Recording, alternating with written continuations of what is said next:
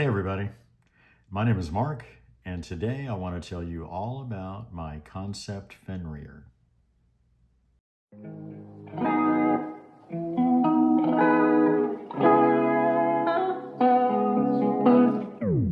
All right, so the Kansept Fenrir. I gotta be honest, I unboxed this about 20 minutes ago, and I have not been able to wipe the smile off of my face ever since then. And I don't know if you can tell through the camera, but I am smiling right now. This knife is fire. I love this knife, and I'm going to tell you all about it. So one of the reasons I like it so much is as soon as I open the box, this vision of like Las Vegas in the 60s and James Brown and big platform shoes with little goldfish swimming around in them, it just kind of flooded into my head. I was like, man, this is just like this is awesome, you know? Uh, so it's kind of amazing. I am going to name this knife James Brown because ever since I got it and started looking at it, the only things I can keep saying are, good God, and help me. And I love this knife. So there are a couple of things about it. Number one, right out of the box, the lock isn't sticking, but it squeaks.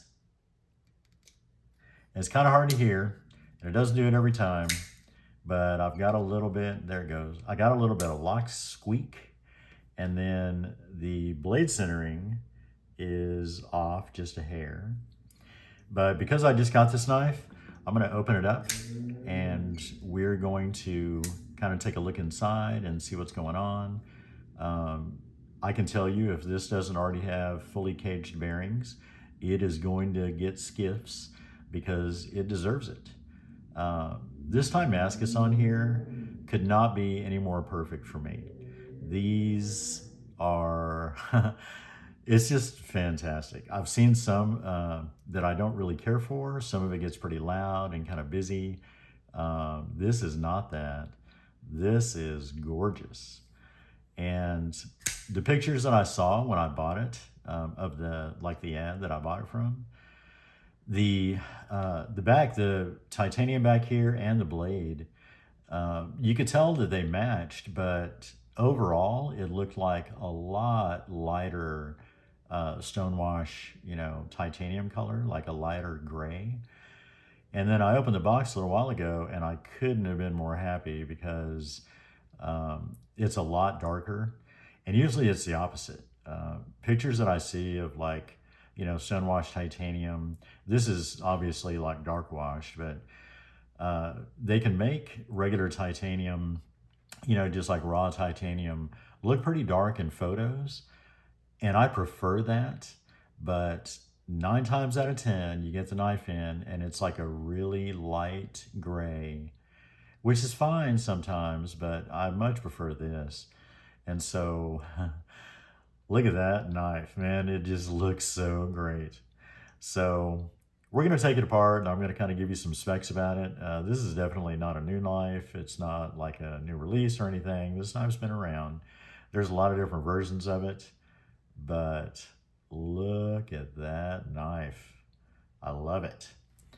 All right, so we're going to take this apart because I haven't been in here yet and I just want to kind of see what's going on. So that looks like a T6. So we're going to take the pocket clip off first and we're going to get in here and take a look. I can tell you that this has a 3.49 inch blade and it is S35VN. I haven't really looked up a lot of specs on this. I don't know what it weighs, but I would guess maybe 4.5 ounces, something like that. And I looked the specs up when I actually, bought the knife. And I don't know if you've ever seen it in my other videos, but this is about the perfect size that I like to carry. It's about 3.5 inches and the weight is about right. I'll take a heavier knife than that, but I don't like super light knives because they just kind of get lost in my pocket. I prefer a more substantial knife. And so this weight range, 4 or 5 ounces, something like that. It just tends to, work out better for me. This is, we're gonna try a T8. And this is not a captive pivot. And actually, I think that's a T9. So I'm gonna grab that's a T10. I don't think it's T10, nope. So we're still looking at T9, which I know I have somewhere. It's not that one. There we go.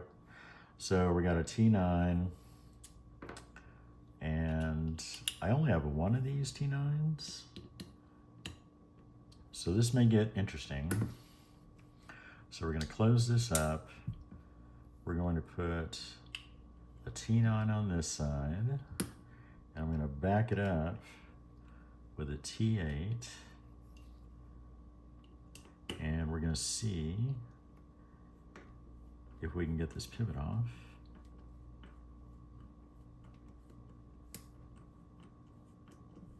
Which it looks like it's coming out, which is great news.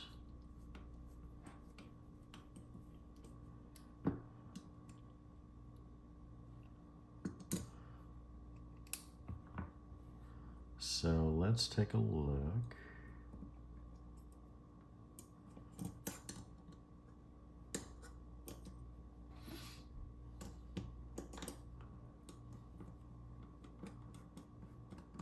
So I might have to take it off from the other side because it looks like that pivot is kind of stuck in there a little bit. So those do definitely have race washers, and they are enclosed, like a fully enclosed cage for the bearing, which is great. And I don't even mind that it's a plastic cage.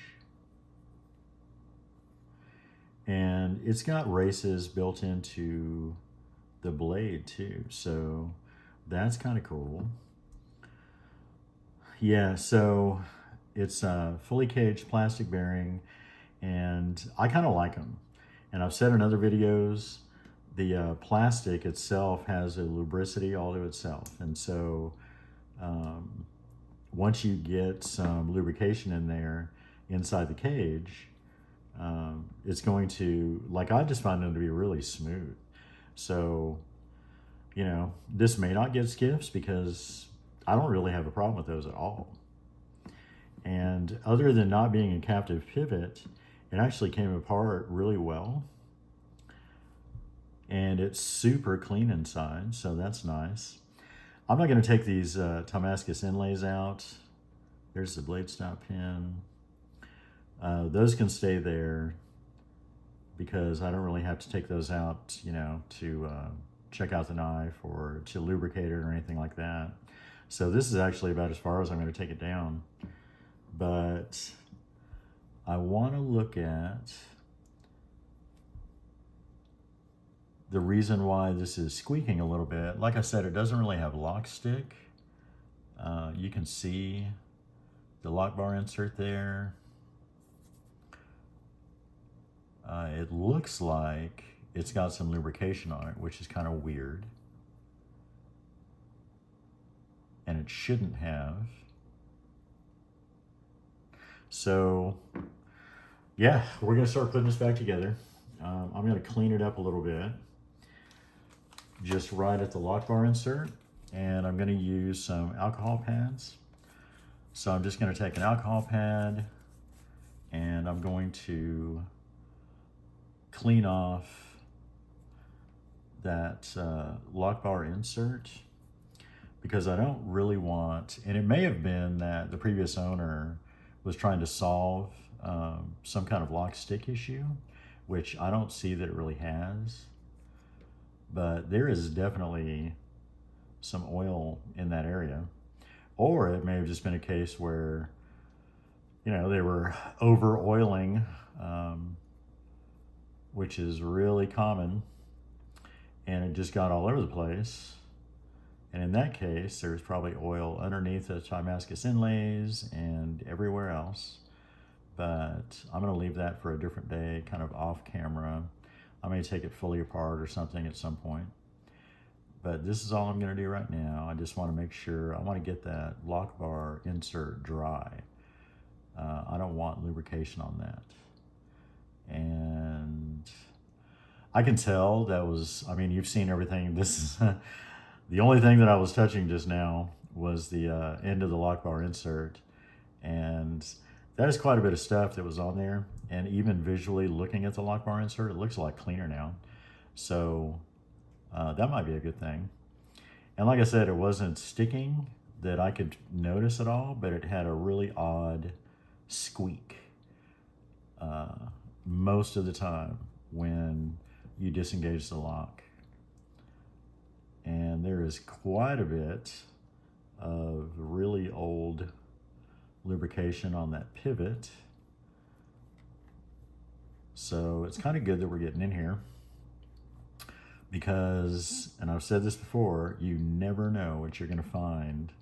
I found hairs on brand new knives stuck between a scale and a liner, and not small ones, like, a woman at the factory was, putting my knife together and she sneezed or something and lost a bunch of hair in there. And that's, whatever. We're all human. So it's all good. But that's what they make alcohol swabs for. So now we're kind of cleaned up. And that is my dirty swab right there. So we're going to put this back together real quick. And we're going to lube it up the right way. So I got some KPL Heavy.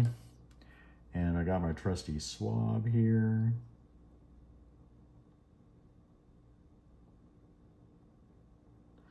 So we're going to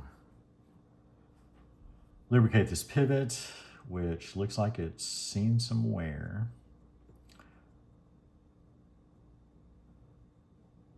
And some of those wear marks,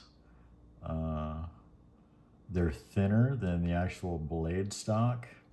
And so I would say that it was wearing unevenly or something. That may be why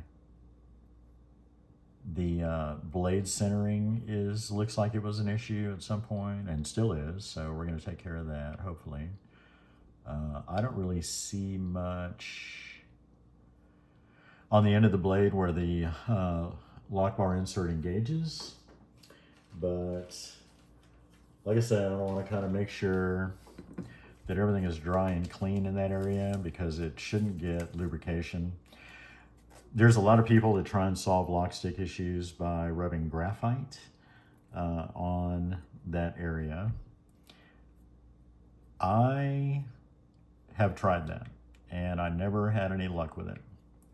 So the only thing I found that works is, and it's usually not on like higher end knives, knives that like good Chinese OEM knives, their machining is really good. So I've never had an issue with that, but occasionally I'll get a knife in and you can see the machining either on the lock bar insert itself or on the blade where the two meet is really rough. And so I've actually taken a honing stone and gone in there and honed it down. And that actually fixed it. So it's either that or wear. So you want those two areas to kind of mate. And it's going to make the process take a lot longer, and it's not going to be as efficient as just, if you have it lubricated as it would if it was dry. And they're allowed to mate and kind of work into each other which is what you really want. And the biggest thing that helps that is just time. And I get it, you know, I don't have a lot of patience either, and I want things to be fixed and right. So it's pretty tough sometimes. But I've actually you don't have to flick your knife blade out completely every time. It's almost like dry firing. So if you dry fire a weapon, a striker fired weapon especially, you can basically reset the slide just by moving it a little bit, and it'll reset the striker, and then you can dry fire again. So you don't have to, you know, fully actuate the slide every time you're going to do that because there's no need really. And it's kind of the same thing with working a lock bar insert into the end of a blade where the engagement point is. You can basically take the knife, and I'll show you in just a second, but you just take the knife and you put your finger on the lock bar, and when you open the knife you kind of work it into that area and then ease off of it and open the blade just a little bit and come right back to that area. And that actually works really well. It's quicker and it's less shock, you know. Like I was saying in another video, there's a few main things on a knife where it's going to receive like more shock or more friction or whatever. So the pivot area is the one that gets the most friction by far. The bearing system doesn't really see a lot of friction, but there is some, but most of it is inside the cage where the ball interacts on the cage. So the part on your knife that sees the most shock is actually your blade stop pin, or if it happens to be like, you know, a backspacer that is acting as a blade stop, whatever is stopping your blade sees a lot of shock every time you deploy the blade. And then on as far as stress, in my opinion, the part on your knife that sees the most stress is usually the pocket clip and the pocket clip screws. It's a little surprising that, that being said, they always use smaller screws on the pocket clip, usually, unless they've made a point to use all, like, you know, T8s or whatever. They'll use a lot of T6s on a pocket clip for some reason. And I'm not sure why that is. It's almost as if they think, okay, you're going to get the pocket clip set up and you're going to leave it, and so you're not going to be changing it a lot, and so, you know, it's not that big of a deal to have you know, it be a smaller size. But the amount of stress that it sees, it is kind of a big deal. Like, you do want, you know, pretty good hardware in that area. So anyway, nobody listens to me. One day when I design my own knife, which is going to be never probably, I'm going to prove everybody wrong and show them how it's really done. So we're going to put a couple of body screws in there, and that should have been these right here. And that is the T6, I believe, which is also on. So we're going to put that back together, and then we're going to adjust the pivot. And I guess it also could be, if somebody had been in this knife, because it's not a captured pivot, it takes a little more finagling, I guess, to you know, solve like a blade centering issue. So that could be why the blade centering was off and is still off, and it's even worse now because I don't have the pivot tightened. So we're gonna finish up, and one of these seems like it really needs a T9, and the other side seems like it can kind of go with a T8. So we're gonna do this.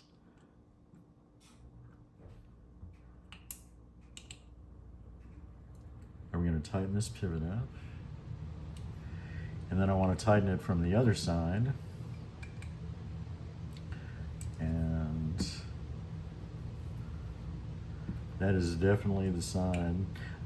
Like I said, these are probably, I'm sure they're both T9s, but I only have one, so I'm trying to make sure that I don't damage anything.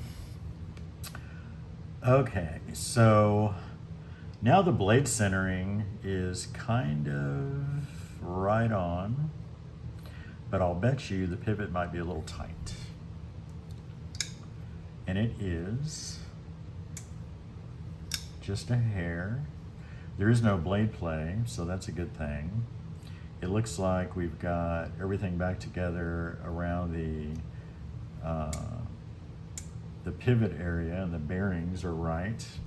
So I am going to see if I can just back this off just a hair to get this action where I want it. And make sure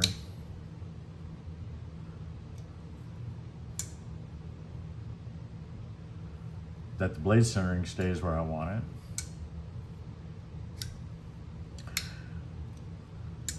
I don't have my pocket clip on there, so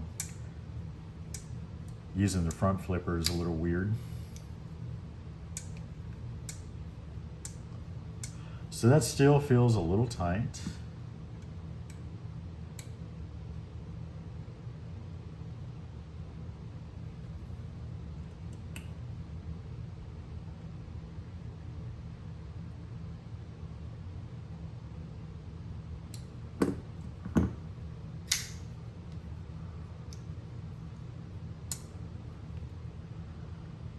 Blade centering is still okay, and I do not have any blade play at all, and the action is starting to calm down and get it where I want it. So I'm going to leave it there for a minute, and then we're going to reattach the pocket clip.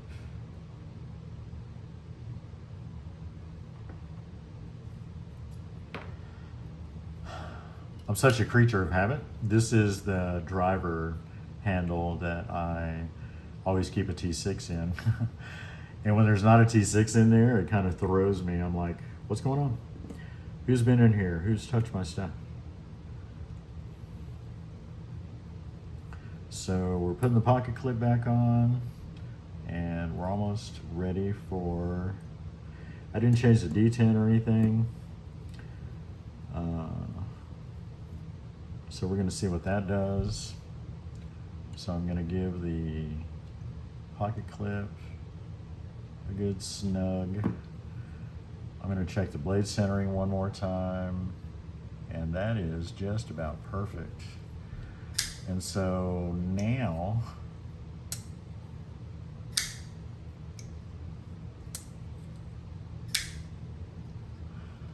and lo and behold, that lock bar insert's not squeaking anymore. So that was just a function of either too much oil or somebody doing something weird. There was a lot of dirty oil in there, and so it could have been, I don't know. I can't say how it was serviced before,